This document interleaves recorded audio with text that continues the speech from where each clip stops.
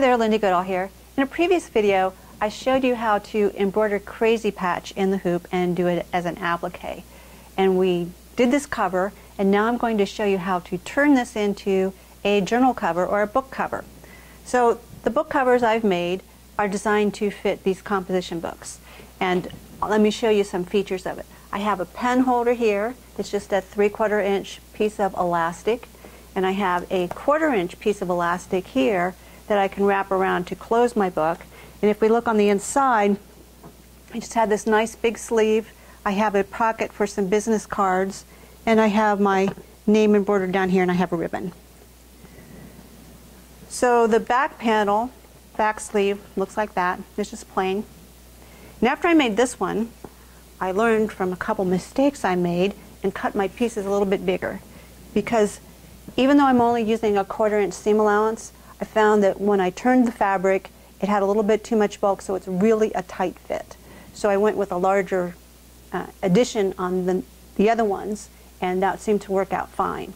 So once again, I have the pen holder, I have the elastic to hold it shut, and I have extra pockets on the inside. So on this one, I've added this striped pocket and then this narrow pocket over here, so I can have other business cards, a notepad. I can put little reminders or something in there. And then on the back, I've added my name and business name.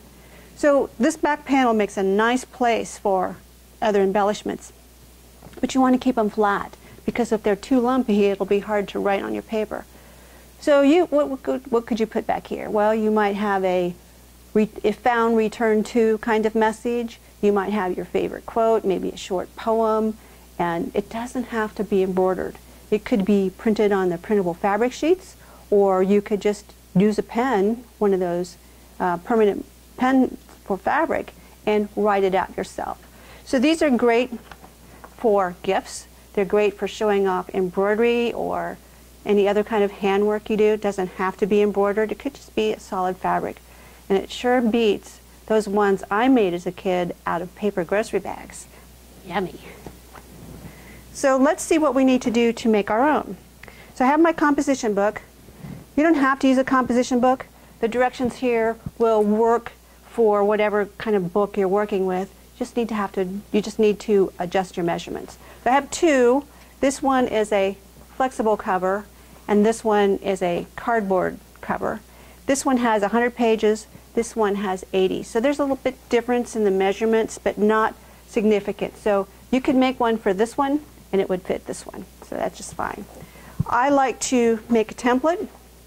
So you saw me use this in the other video, but let's see how we're going to make that. So I need my tape measure.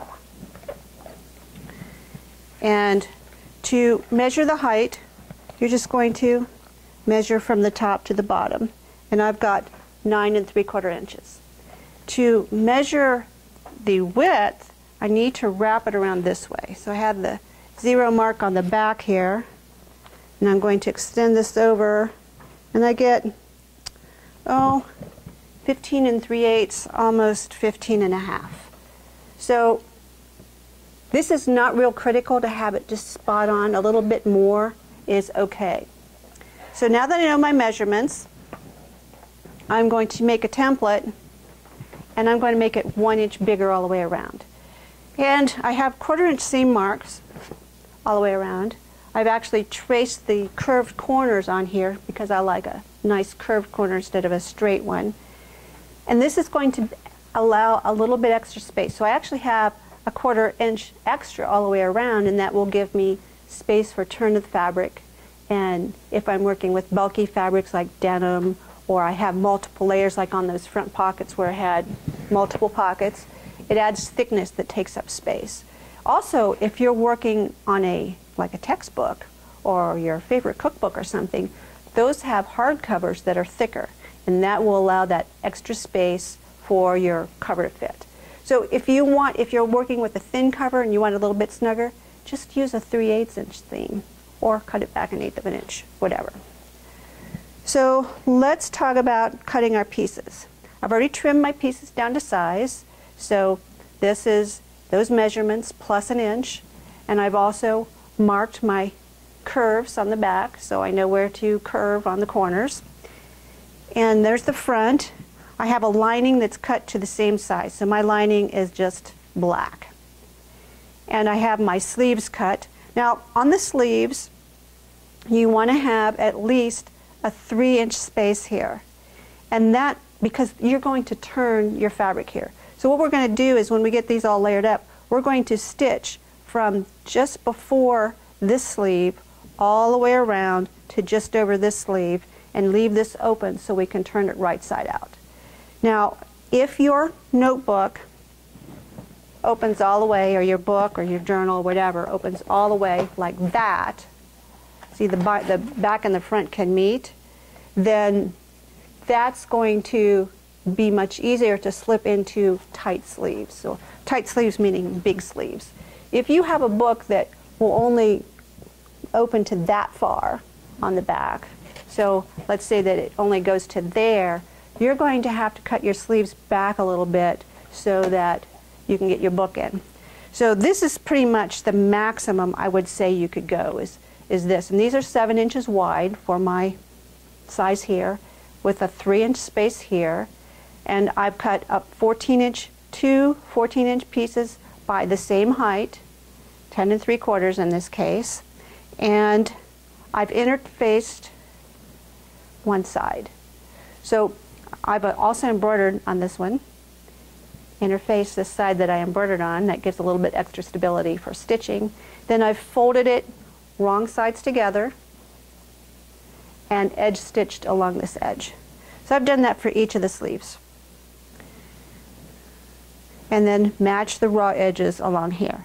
Now on the front, I'm putting a second full-length pocket. I like that full-length pocket. So I added a second one here, and then I just put a small business card pocket up here. Now what you might consider is, if you're making this for a student, make this as a clear vinyl pocket that could then be inserted with information on how to return it or who it belongs to, that kind of thing. So the pocket is done the same way as the sleeve. It's just shorter. I cut this one 10 inches wide, folded in half, edge stitched it, but I didn't interface this. So we'll line that up with the raw edges. And then to get my elastic, I'm just using a 1/4 inch piece of elastic, cut to the same height as the front of my book, and I'll put that in about 2 inches. So I guess I should tell you how to make the pocket for the business card, huh? So I cut a piece of fabric 5 inches wide by 4 inches. Then I'm going to fold it along the long side, and I'm going to stitch a 1/4 inch all the way around, but I'm going to leave a space in the middle so that I can turn it right side out. Once I've done that, I'm going to clip the corners, and then I'll just turn it right side out through that little bit. The folded side gets edge stitched, and then I'll place it down and then edge stitch it all the way around and reinforce it up here at the top. The bookmark is going to be a ribbon, and this ribbon is dotted on one side and plain on the other. So if I want it to come up right side up, if I'm laying everything on the back, on the lining side, I just place it face up. I've notched the middle because I want to line that up in the middle. Oh, and I've just taken a little charm and stitched it onto the bottom. It's just a little heart. So I've cut my ribbon about 15 inches long, and it's really longer than I want. So I'll just decide where I want that to be, and I think right about there, and I'm just going to clip that in place. So what I'm going to do is I'm going to place all these pieces on here, clip them or pin them, and I'm going to just stitch around inside the seam allowance. And I'm going to reinforce up here by the ribbon, on the elastic, and on my pen loop. So this is just 3/4 inch elastic. I've already cut it to match my pen, and I happen to like these pens, and they're a little bit fatter. So you're just going to measure around your pen and then add a 1/4 or 1/2 inch, so you have a 1/4 inch seam allowance on each side, and add a little bit extra space for ease. Yes, it's elastic, it should stretch, but this elastic doesn't stretch that easily. So I'm going to place that on the center back here, just somewhere right in there. And this is really hard to pin, so these little clips work really well.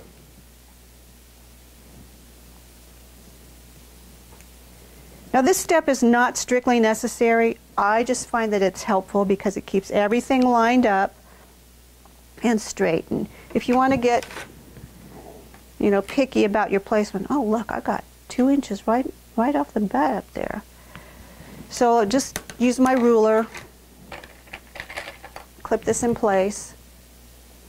And I do like to reinforce stitch these areas. So I'm going to go back and forth a couple times over these because they're going to get pulled and tugged on. And if you reinforce stitch these, then they'll hold up a little bit better. So I'm just going to stitch all the way around, just inside the seam allowance, backing up over these areas that are going to get abused. And after I get that done, I'll be right back. So I've got everything stay stitched in place. My ribbon is pinned up out of the way. And I want to talk about a few things that can really make your project look more professional. One is this stay stitching because, well, it doesn't make it look more professional, but it makes it last longer, and you're less likely to have these pull out or your ribbon pull out or your pen holder pull out if they're reinforced into the seam allowance. Another thing that will make your project look more professional and stand up longer is interfacing. And I've used a pretty heavy interfacing on the lining piece. I interfaced my front panel with a lighter weight piece, and this is called Shirt Tailor. I don't remember what the other one's called. It was in my stash. It just felt right, so I used it.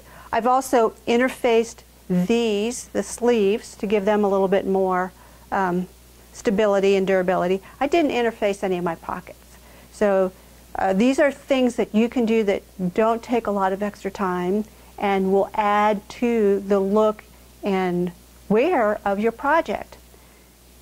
So I'm ready to sew the front on. I'm just going to layer that in and make sure my ribbon doesn't get caught up. And it will just go face down. I've marked the corners where I want my curves to be, and I'm just going to stitch from right on this bottom sleeve, and you can feel that because you'll feel the edge. I'm going to stitch from right before that all the way around to just over the sleeve on the other side so that you've got this space open to turn. And this is going to be a reasonably tight turn. So I'm going to go stitch that, and I'll be right back. So now I've stitched all the way around and I'm ready to turn through this opening. But first I want to clip the corners, so trim off the excess on the corners to reduce the bulk.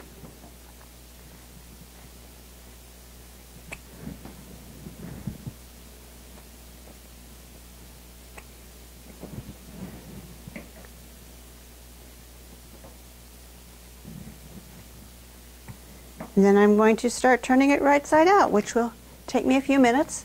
So I'll catch you right back up. So here we are. We're all turned and pressed.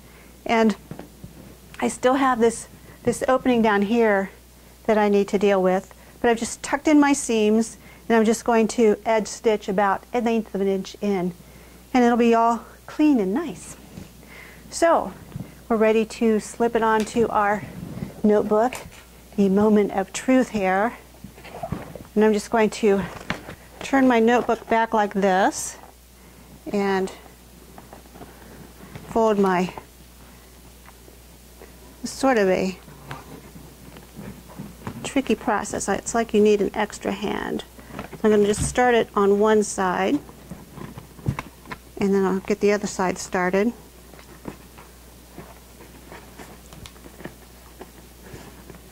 And then we'll just slip it on.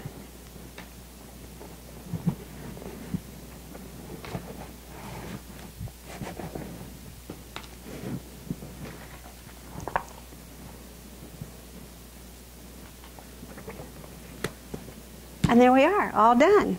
Our ribbon with our little heart on it. And that's just how easy it is to make one of these. So I like to put embroidery on them. These are great for putting embroidery on them, or you pieced an extra block, or you pieced a block that you don't know what you're going to do with. Put it on a journal cover. These are make great gifts, and you can personalize them any way you want. So thanks for watching. I hope you enjoyed this project, and please subscribe.